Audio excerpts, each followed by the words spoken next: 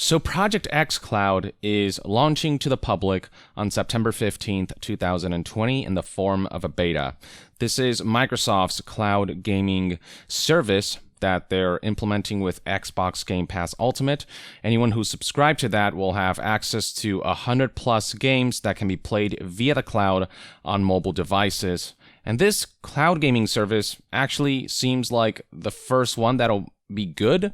Stadia is really struggling right now, but Microsoft has got this really good balance of marrying traditional game purchases alongside subscription-based downloadable games, and now with cloud gaming being added on top of that as an extra layer that you can kind of choose to partake in, the value of Game Pass Ultimate has really never been better. Now, a lot of people noticed that in Microsoft's announcement of xCloud September 15th beta launch, they didn't mention iOS devices at all. They only mentioned Android phone or tablets, but nothing in the way of iOS phones or tablets from Apple. Given how many people use Apple devices, a lot of people are wondering why wouldn't Microsoft release xCloud on those devices. Well, it turns out that it has less to do with Microsoft and more to do with Apple and their app policy. So right here, we have an article from February 12, 2020 from news outlet The Verge. The headline reads, Microsoft's xCloud game streaming arrives on iOS with some Apple restrictions. So during the preview stages of xCloud, when Microsoft was still testing out the service and sort of inviting people for free to try out some of the games that are on xCloud and to provide feedback. The iOS version of xCloud preview only had one game on it, and that was Halo the Master Chief Collection, whereas the Android version had dozens of games that players could test out. And so that already gave you a hint for the fact that there was just something wrong there when it comes to Microsoft's ability to host xCloud on iOS devices in its full form. Fast forward to August 5th, 2020, and here we have another article with a headline, Microsoft cuts xCloud iOS testing early as its future on Apple devices remains unclear. So with xCloud coming out of preview and preparing to go into beta on September 15th, public beta, they are taking xCloud out of service for a bit until that September 15th launch. But many noticed that on iOS devices, xCloud preview went offline earlier than expected, and what Microsoft had to say on that front in a statement to The Verge reads as follows. Our Project xCloud preview test flight period has ended on iOS, and we're focused on delivering cloud gaming as part of Xbox Game Pass Ultimate to Android customers beginning September 15th. It's our ambition to scale cloud gaming through Xbox Game Pass available on all devices. Now, while Microsoft was being coy about this, The Verge noted that Microsoft hasn't revealed which Apple policies are preventing xCloud from launching on iOS. Microsoft is trying to put the xCloud service on iOS, but Apple is saying, no, you can't do it this way, and it conflicts with Microsoft's goals with xCloud. The article also notes that Stadia, Google's cloud streaming service, has also faced similar issues, stating right here that Google's Stadia game streaming service is also not available on iPhones or iPads. While there is a Stadia app on iOS devices, The Verge notes that Google merely supplies a Stadia management app, but there is no game streaming involved. It's also noted that Valve's Steam Link also had some trouble getting approved by Apple, stating Valve's Steam Link app took nearly a year for Apple to approve, even though it primarily streams games through your home PC. The Verge then assumed that the issues appear to be related in part at least to Apple's rules on in-app purchases through its App Store.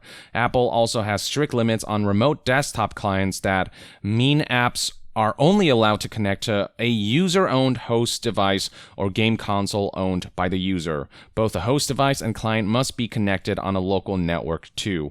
While Microsoft could potentially work around the in-app purchases App Store policies, the remote desktop client rules are likely the bigger hurdle. In other words, if you're streaming devices that you already own, like a desktop PC, then that's fine. But if you're streaming from servers owned by other companies like Microsoft with xCloud or Google with Stadia, that's where Apple is drawing the line. When reached out by The Verge, Apple provided the following statement on the issue.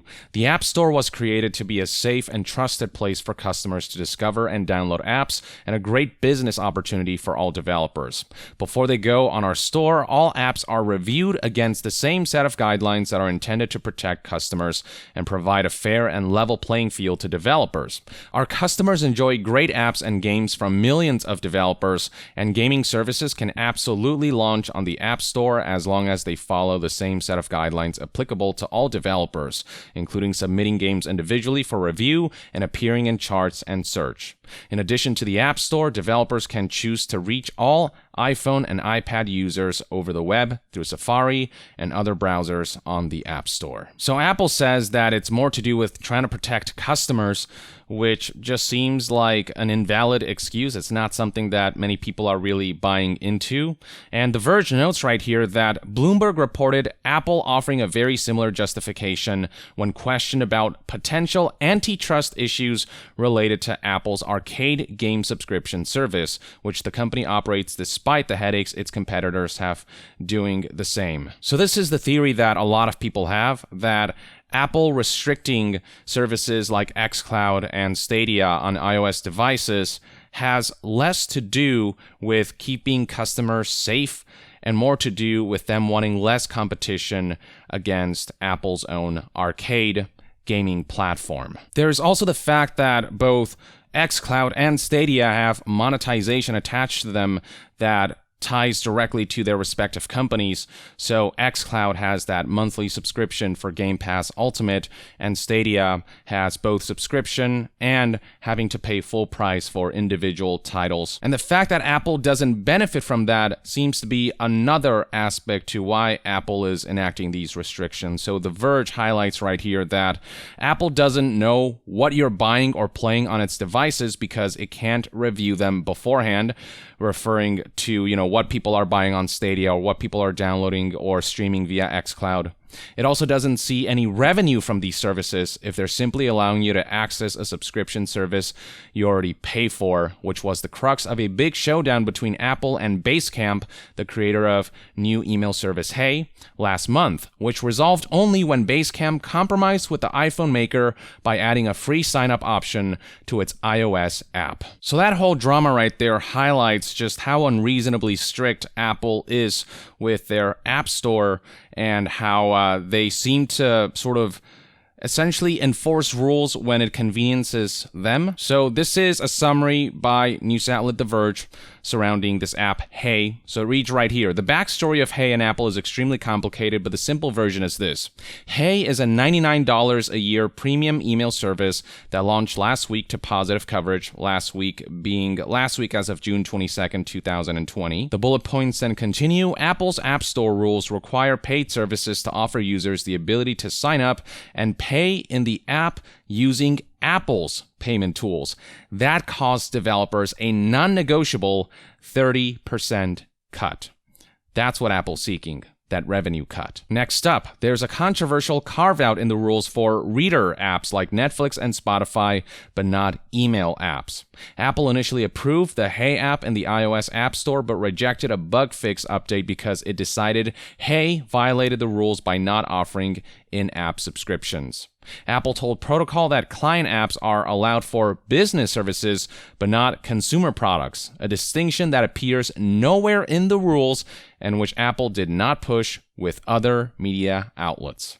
This rejection happened on the same day the European Commission announced an antitrust investigation into the App Store and Apple Pay, with antitrust referring to Apple maneuvering their service in such a way that benefits them competitively and puts other companies and services at a disadvantage where they artificially, essentially, manipulate the rules in their favor. Next up, Basecamp CTO David Hansen said he would rather burn this house down myself than pay the 30% fee to Apple. The bullet points then mention House Antitrust Committee Chairman Rep. David Cicilline, and apparently Cicilline called Apple's 30% fee unconscionable and highway robbery. And then the next bullet point reads, Apple marketing chief Phil Schiller spoke to TechCrunch on the record about the situation and said there are many things that they could do to make the app work within the rules that we have. We would love for them to do that.